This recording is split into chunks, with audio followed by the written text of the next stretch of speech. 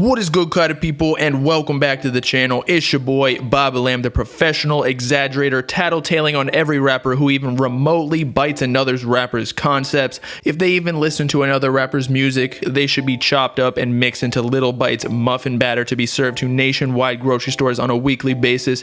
And what do you know? We actually already have a rapper that quite recently bit another, namely Rich the Kid, who more specifically has been accused by fans of stealing Lil Uzi Vert's cover art concepts from one of his previous projects. Rich the Kid better lawyer up, because I'm about to get the whole Bob gang class action lawsuit for biting Lil Uzi. And of course, keep the money, because obviously Uzi doesn't need it by how tall he been looking lately. Must be standing on his money all day. But as always, before we get into all the details, Bob gang featured comment of the video is from Slime on a Big Mac, who said, "I must say there's an awful lot of biting and not a lot of sucking." After witnessing Smoke Perp legit chomping on Cardi's cheeks a couple days ago on the new snippet that surfaced that we literally believe to be Cardi's baby voice. Perp better start sucking though before Cardi disses the shit out of him on Whole Lotta Red and his career dies even more than it already has. I mean, I tried listening to his album all the way through last night after making fun of him so much in yesterday's video because I felt bad, but I legit couldn't get past like 4 songs.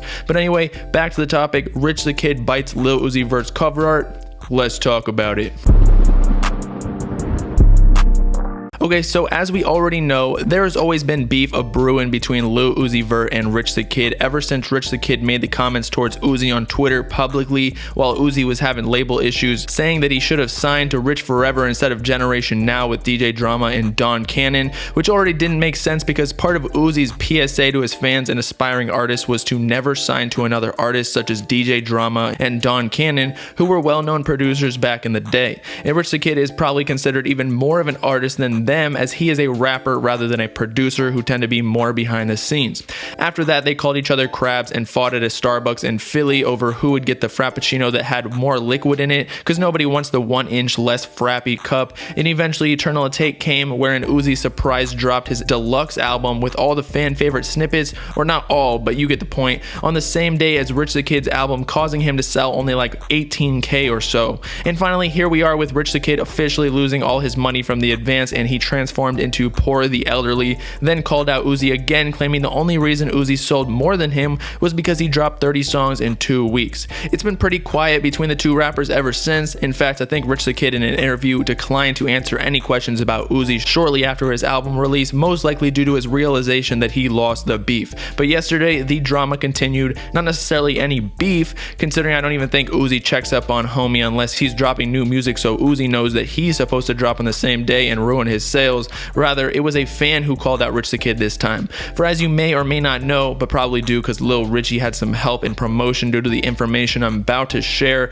Rich the Kid and NBA Youngboy officially announced that they are dropping a collab tape in July, aka next month, very soon. And I guess since Rich the Kid lost so much money on the last album, he had to host a fan contest for the collab tape's cover art. By the way, I'm just messing around. I don't hate Rich the Kid at all, and I'd honestly say most of the time fans are going to create way better covers and videos than anybody you can hire, simply because they're more passionate about the art, but also because he's going to get a huge amount of choice. But as I was saying, Rich the Kid chooses 3 final covers for the fans to once again vote on for the collab tape with NBA Youngboy, who after the tape drops will crumble into ABA Youngboy, aka Always Broke Again Youngboy, because Rich's sales will forever tarnish his name, and post them on IG for everyone to comment their vote explicitly stating 1, 2, or 3. Told y'all we letting fans pick. Time for me and Twin to drop on these folks. 13 songs by Rich the Kid and Youngboy. Nobody Safe 7 2020 hashtag Nobody Safe hashtag Rich Forever Music hashtag Always Broke Again. So I guess this project is going to be titled Nobody Safe because after they drop this pile of trash, nobody will be safe from the smell of garbage for the rest of 2020. But aside from that, something you'll notice right off the jump is that the first 2 covers look quite peculiar and that they remind you of another classic project by one of our favorite artists, but I just can't put my finger on it. If you can't recall, I got you. The red, purplish, blue color scheme looks almost identical to the concept behind Lil Uzi Vert's Love Is Rage mixtape. Obviously, it's much different with the people next to the burning city or whatever, likely alluding to all the riots in the US recently. However, even the animation style of NBA Youngboy and Rich the Kid looks super similar similar to the type of animations Uzi uses in his own, whether it's the original Love Is Rage, the Perfect Love tape, or even the That Way cover, which I know Uzi technically stole, but that was for another video. You get the point though. Rich's cover arts that he clearly favored, as they were the first two pictures in the 3-part gallery post on Instagram, blatantly bit Uzi's Love Is Rage cover art, as well as partially Uzi's animation style in general. A fan actually called out Rich the Kid on Twitter, stating, "Rich the Kid wanna be Uzi so bad. After that album cover, I'm more than convinced." But even with all the evidence stacked against him, Rich the Kid did have a pretty strong defense against the accusations, and that he didn't necessarily concept the cover art himself. He simply chose his favorite cover arts out of the fan submissions. So he replied to the fan on Twitter that called him out, saying, "Bro, all covers were submitted and I posted them. I'm not trying to be anyone but myself," which does kind of protect him against any claims. Although he did delete this tweet shortly afterwards, so you tell me if he feels guilty or not about the situation. I highly doubt he would choose either one or two out of the cover art choices now, given the bad press behind them. Plus, I kind of mess with a third choice, some like James Bond 007 type ish. But with that being said, Rich the Kid very well could choose cover art 1 just to get all the blogs talking about the tape, because association with Uzi, even if it's bad press, will definitely increase sales. We shall see though. I bet Rich goes for number 3 as do not cause issues, just like he deleted his tweet answering the fan.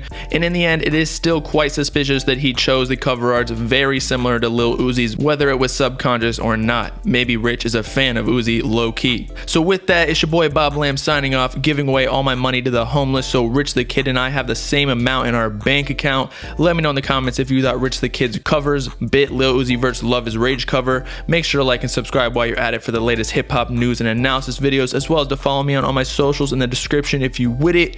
Peace out, cutty people. Know what I'm saying?